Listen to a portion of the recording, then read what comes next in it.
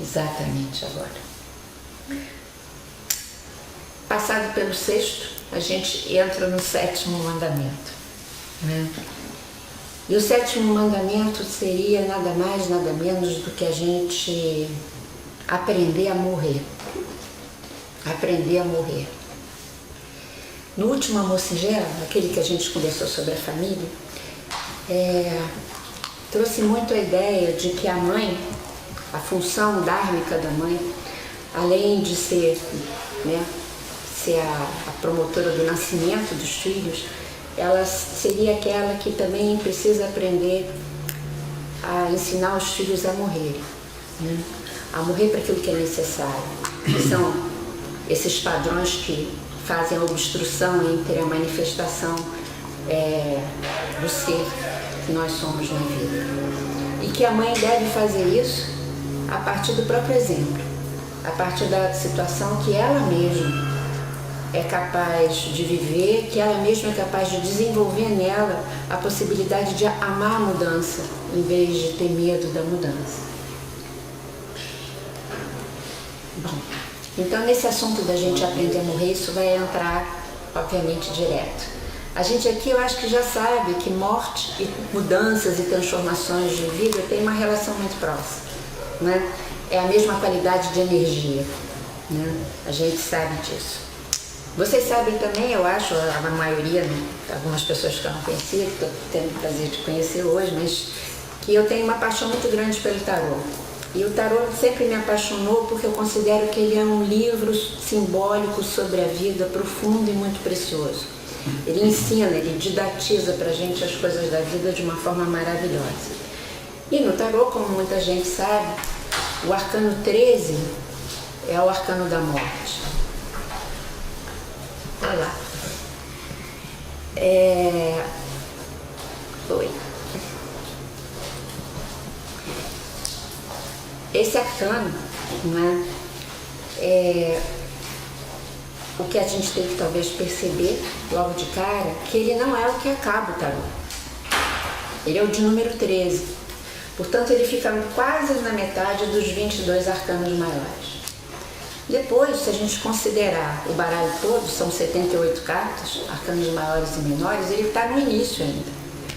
E, além do arcano 13, então, né, ser um símbolo das nossas transformações, se a gente considerá-lo também como representação da morte física mesmo, e aliás hoje vai me interessar falar um pouco sobre a morte física de fato, e não só sobre as mortes simbólicas, porque eu acho que enquanto a gente não tiver uma relação com isso, a gente não consegue viver as simbólicas também em paz, digamos assim, né?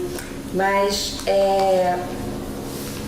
essa posição do arcano 13 em si no baralho, ela já aponta pra gente que a morte física não é uma situação de extinção, né, absoluta da vida, como os materialistas muitas vezes afirmam. Há uma continuidade, né? Eu sempre penso que a encarnação, o fato da gente ter um corpo, a começar pela própria força de gravidade, pela qual a gente tem que fazer uma força estúpida para ficar em pé, para ficar verticalizado, quer dizer, simbolicamente isso é muito incrível. E por tudo que a gente vive no mundo, é como se o mundo provocasse em nós uma qualidade ou várias qualidades de experiências muito específicas e necessárias para a gente retornar à nossa unidade, para a gente retornar para o ser, então, que nós somos, em termos de manifestação, como a gente fala tanto aqui. E quando a gente desencarna, eu acho que a gente vai ter uma outra qualidade de experiências também necessárias. E talvez a gente tenha que passar por essas duas situações muitas e muitas e muitas vezes. Muitas vezes também a morte seria uma possibilidade da gente dar uma zerada, né? E fazer uma avaliação de tudo que a gente, né, conseguiu construir a partir da vivência encarnada. E muitas vezes também a gente pode ficar estagnado em determinados padrões e não sair daquilo. Então a morte pode ser um tipo de reset, sabe? Resetou, zerou tudo para tentar começar de novo, porque a chance da gente continuar, ela é eterna, né? Ela não acaba para ninguém. Mas isso tudo, olha, faz parte da minha aceitação intuitiva sobre a morte, né? São as coisas que eu intuo, né? E que eu aceito completamente por conta dessas percepções, assim. E essa aceitação intuitiva da morte, para mim, nada impede que eu mesma, e eu, né, acho que todo mundo sinta a tristeza, a dor da saudade, né, de quem vai embora, do ser que vai embora, seja gente, seja animal, não é? A gente aqui mesmo tem a foto de um cachorro nosso muito amado, que sempre nos acompanha, que o Sérgio traz, que já foi embora. Então, esse sentimento, né, a saudade, a tristeza, porque a gente não pode estar junto com aquele ser amado, dignifica o amor que a gente tem, né? É a falta daquela pessoa. Mas isso pode ser vivido dentro dessa tristeza, não precisa, né, estar acompanhado de outros sentimentos quando a gente tem uma compreensão, eu acho, uma aceitação, então, sabe, intuitiva da morte, né?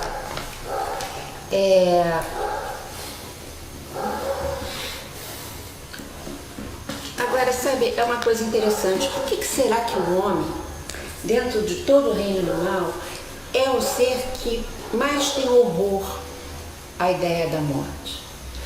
O ser humano, no geral, ele foge à vista do corpo morto, do cadáver, coisa que a maioria dos outros animais não faz. Olha, sabe, com naturalidade. Mas nós temos esse impulso, não é? A ponto de muitas vezes a gente ter um familiar, uma pessoa querida doente, e a gente vai optar por colocar no CTI. Claro que às vezes isso é necessário, mas muitas e muitas vezes é um alívio que aquela pessoa ficou lá, ficou naquele lugar que é proibido a gente entrar, e aí a gente também fica longe daquela convivência. Não é? Quando muitas vezes aquela pessoa podia estar precisando ficar em casa, né? Na sua casa, cercada das outras pessoas. Mas é muito difícil para a gente conviver com a morte. E por que é tão difícil? Né? Talvez isso tudo se deva ao nosso medo. Né? Essa dificuldade seja porque a gente tem medo. A gente tem medo de sofrer com a morte, a gente tem medo de ficar só, a gente tem medo de perder as coisas que a gente pensa que nos constituem, né? A gente tem medo do desconhecido, a gente tem medo, é muito medo. Né?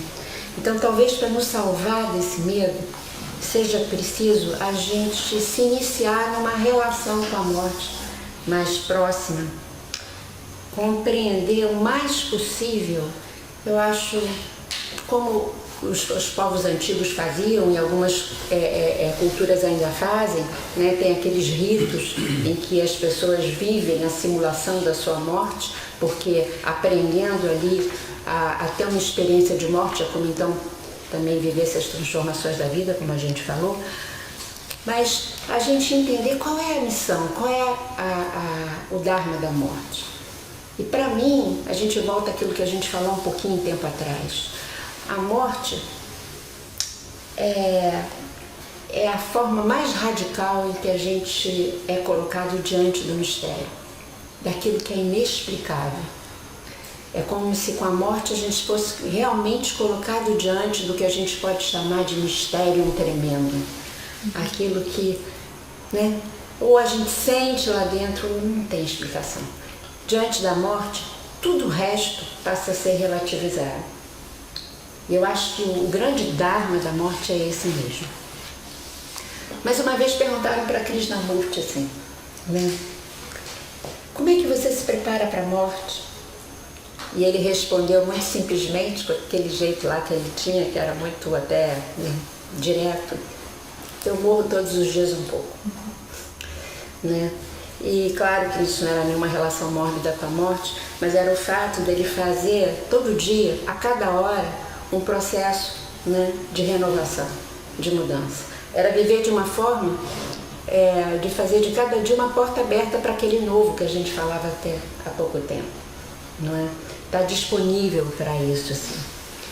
Para o Jung também, a melhor maneira da gente se relacionar com a morte era a gente viver a vida plenamente, todos os dias. Ele, quando mais velho, ele fez uma pesquisa enorme. Ele analisou centenas, mas muitos sonhos de pessoas idosas que estavam muito próximas da morte. E eu acho que ele fez isso até para ele mesmo também, né? Como todo o resto que ele fez, eu acho. Era principalmente uma busca pessoal dele. E aí, ele, nesses sonhos, analisando esses sonhos, ele não via no sonho dessas pessoas sinais de fim. Eram todos sonhos de continuidade de vida, com uma exceção. As pessoas que tinham muito medo e que negavam a morte, sonhavam com ela. Mas assim que passavam por um processo ali, terapêutico com ele, inclusive, de aceitação, sabe, da possibilidade de morrerem, os sonhos voltavam ao normal num processo de continuidade. Parece que a essência só fazia a pessoa encarar, sabe, tentar integrar a ideia da morte ali naquele momento, não é? Então, quando ele também foi perguntado como é que a gente deveria se preparar para a morte, ele respondeu: continuar a viver como se a vida continuasse para sempre, como se fosse um caminho infindável. E aí é claro que a gente vai ter que se perguntar se a gente vai ter que fazer uma viagem longa de vida infindável, né? É melhor a gente caminhar leve, né, gente? Porque não vai dar para carregar eternamente muita bagagem. E o truque de caminhar leve é a gente conseguir ir aprendendo a discernir o que é essencial, o que realmente é importante nessa nossa relação com a vida. Aí eu queria contar uma história, que é uma história sufi, que eu amo muito, que eu não sei se vocês conhecem, e ela é pequenininha. O empregado um dia foi para o mercado fazer as compras para o patrão. E chegou no mercado, quando ele ia começar a comprar, ele olhou assim, ele viu a morte acenando para ele. Ele ficou num pânico, num desespero, saiu correndo, aflitíssimo, voltou para casa, chegou para o patrão e disse: pelo amor de Deus, patrão, me dá um dinheiro que eu preciso ir embora, porque a morte acenou para mim, eu não quero morrer. E o patrão disse: mas para onde você vai? Ele falou: eu vou para Samarra, que é uma cidade aqui pertinho, onde eu tenho uns familiares, eu vou para lá. E o patrão gostava daquele empregado, preocupado, entregou para ele o dinheiro, vai, e ele foi. No dia seguinte, o patrão foi fazer as compras no mercado, né? Quando chegou lá, ele encontrou a morte de novo. E aí ele olha para a morte, o patrão não tinha medo da morte, chega perto dela e disse: escuta, por que você andou assustando o meu empregado ontem? A morte falou: eu não. Ele falou: claro que sim. Você assinou para o meu empregado, dizendo que você ia levá-lo? Falou: de jeito nenhum. Aquele meu gesto foi um gesto de espanto. Eu não esperava encontrar ele ontem de manhã, eu tenho encontro com ele marcado hoje à noite em Samarra. Bom, eu gosto muito dessa história, porque no fundo essa história quer nos dizer que esse empregado, ele desperdiçou o tempo e a energia vital que ele tinha para viver encarnado, não é? De tanto medo que ele ficou. Que melhor teria sido se ele tivesse aproveitado aquilo, porque ele vai continuar a vida dele depois. Então não foi a morte que atraiçoou a vida, foi ele mesmo, não é? Na nossa cultura, a gente não é ajudado a ter um caso de amor com a morte, de jeito nenhum. A gente é ajudado a temer, ter medo de ir para o inferno ou outras coisas, né? Outras culturas eu acho que são mais delicadas com isso, não é? Na própria Índia, a gente tem a morte representada por uma divindade linda, nada assustador, o Senhor Yama, um deus, um homem bonito, verde, com uma flor vermelha no cabelo, e que é muito sensível. Tem uma história maravilhosa dele, em que uma moça negocia com ele a continuidade da vida do amado dela, a Savitri. E o Senhor da Morte, o Senhor Yama, ele se comove com ela, e ele negocia com ela. Ele não é uma coisa gélida, fria, assustadora. No México a gente tem a Santa Muerte, né, que eles fazem festas, né, e entram numa relação de intimidade com ela.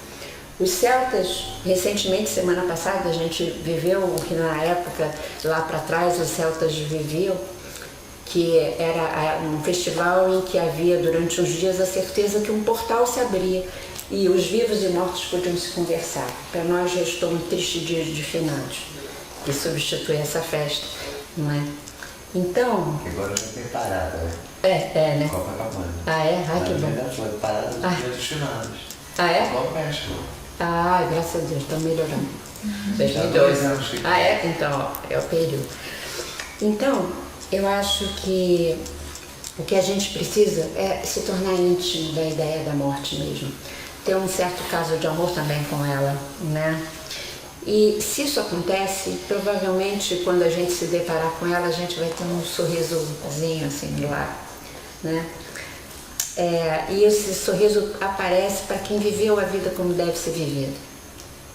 Inoculando, eu acho, sabe, a consciência no medo. Fazendo o nosso medo ficar grávido de consciência.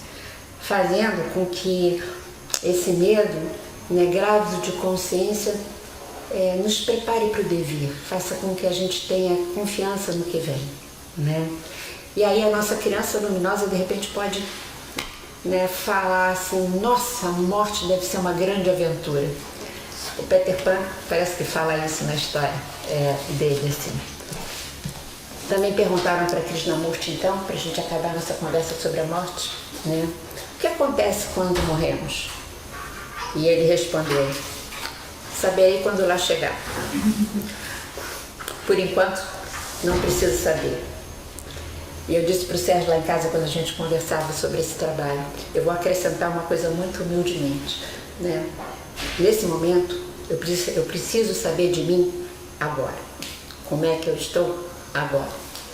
E aí a relação com a morte pode ficar mais tranquila, mais próxima e mais afetiva. Bem, simplesinho, né?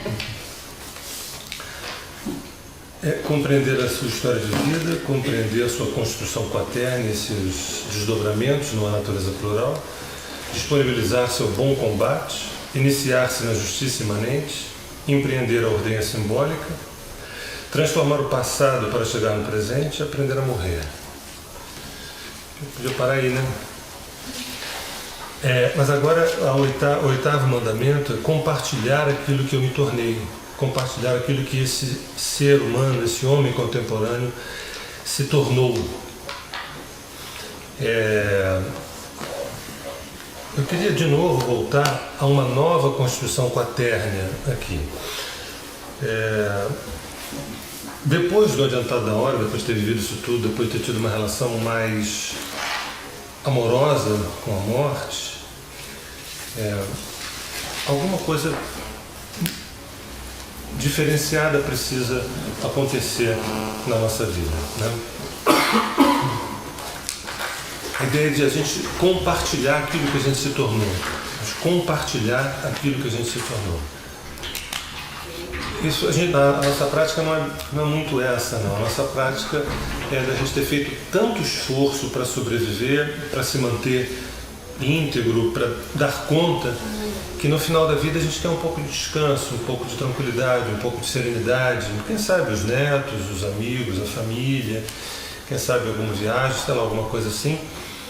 E uma religião também que nos proteja da morte, o que faz com que a gente entre com um crachá, né, na hora da passagem, e fala assim, ó, esse aí tem um crachá, esse vão... Ou seja, a gente sempre busca, de alguma forma, uma religiosidade que nos coloque no colo, de alguma forma, né? Esse mandamento, eu puxo quatro pontos da nossa natureza de quem viveu, né? O educador, o terapeuta, a arte que há em nós e o sacerdote, né? Imagina o que muda se você chega numa determinada faixa etária com um percurso de vida e você se olha no espelho e você percebe que você, através do teu exemplo, você é um educador.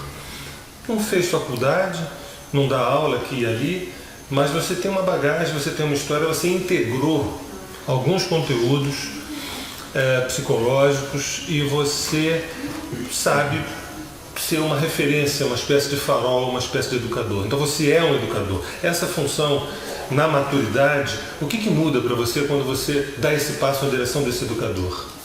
Eu não estou me referindo nem tanto a filhos nem a netos, mas o ato de você fazer o que for, andar, caminhar, fazer acontecer, e isso ser uma referência de uma história integrada. Então, nós somos educadores. Bem, nós somos também terapeutas, na medida em que a gente vem de um processo de imaturidade emocional, num processo de imaturidade emocional, num processo muitas vezes de uma falta de uma assistência do tipo, o que você está sentindo, o que eu faço com o que eu estou sentindo, o que eu estou sentindo, o que eu estou sentindo me leva aonde, me remete a quem eu sou de fato. Né? É muito comum pessoas que não têm nenhuma formação em psicologia me relatarem o seguinte: você sabe que lá no trabalho as pessoas me procuram para desabafar comigo e eu estou cheio de problemas, sabe que eu não sei, eu acabo falando alguma coisa ou outra e é gozado, né? Que as pessoas me ouvem e dá certo. Não dá para a minha vida, mas para a vida dos outros dá, entendeu?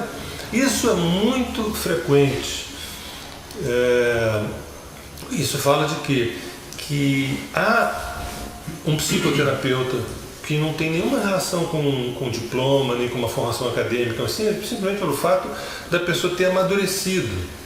Eu estou pressupondo que no 8º mandamento a gente já fez um percurso de tal ordem que a gente já sabe discernir, né, por desejo de vontade de necessidade, de ego de self, o desejo sem dharma e o desejo no dharma.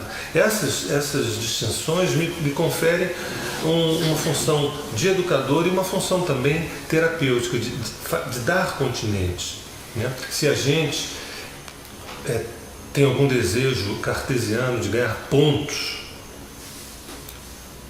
para o nirvana, né, eu diria que esses pontos a gente ganha, na verdade, se exercendo, não querendo ficar bem na foto.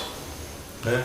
Então, se a gente... Aquela coisa, você quer ajudar a humanidade, seja feliz, seja muito feliz, plenamente feliz, integralmente feliz. Eu não falo de egoísmo, eu falo de autorrealização. Então, se a gente chegar numa determinada maturidade, não conseguir escutar o outro, não conseguir dar um continente para o outro, não conseguir ter paciência, calma, amor, ternura, tranquilidade, sugerir, olha, eu acho que o que você está me dizendo é isso assim, assado, com medo das consequências, é porque essa existência, você ainda está devendo a ela. A terceira questão, a terceira pulsão que eu falo, eu não coloco o artista, eu coloco a arte que somos nós, a arte, né? Porque a ideia do artista é